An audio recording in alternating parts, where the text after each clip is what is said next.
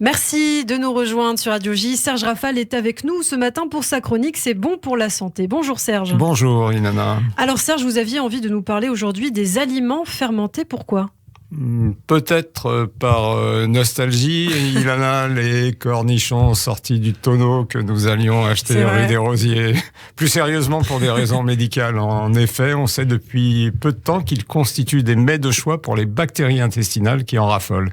Et quand on sait l'importance qu'ont ces dernières pour la santé, on ne peut que les chouchouter. Je renvoie nos auditeurs à une rubrique que nous avons consacrée récemment au microbiote. Évidemment, vous allez nous dire que d'autres raisons font le succès des aliments fermentés.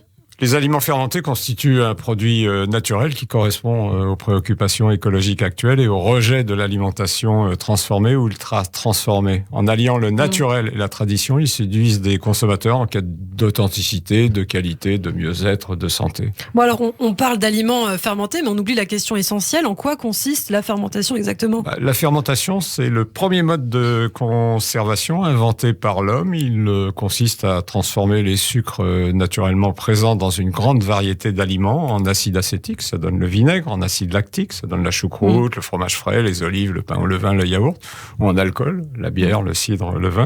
Ceci grâce aux micro-organismes, alors des bactéries, des levures, des moisissures présents dans les aliments ou ajoutés lors de leur fabrication, le camembert, le miso, le roquefort. Quel est l'intérêt du coup pour la santé ?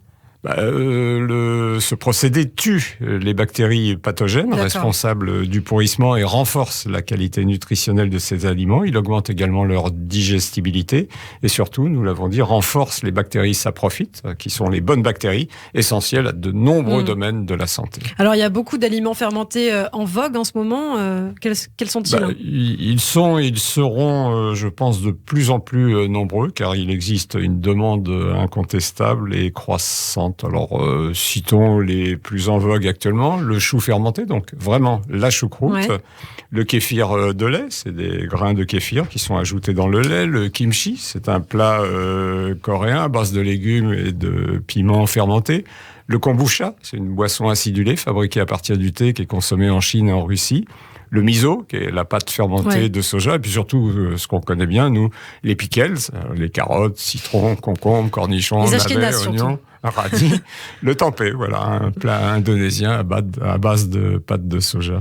Un mot sur les graines germées également. Écoutez, elles ont longtemps été réservées aux fans du bio, elles ont élargi leur clientèle et je crois qu'elles le justifient, car elles démultiplient les propriétés naturelles des graines, en particulier concentration en vitamines, en minéraux, en oligo-éléments. Donc, vous le dites, c'est une évidence, les aliments fermentés font partie de vos recommandations santé. À l'évidence, puisque ce sont à la fois des aliments naturels, des aliments de qualité, des aliments santé. C'est la raison de leur renouveau. Ils ont, je pense, un bel avenir devant eux. De précieux conseils sur Radio J. Merci Serge Rafal qu'on retrouve demain pour une toute nouvelle chronique.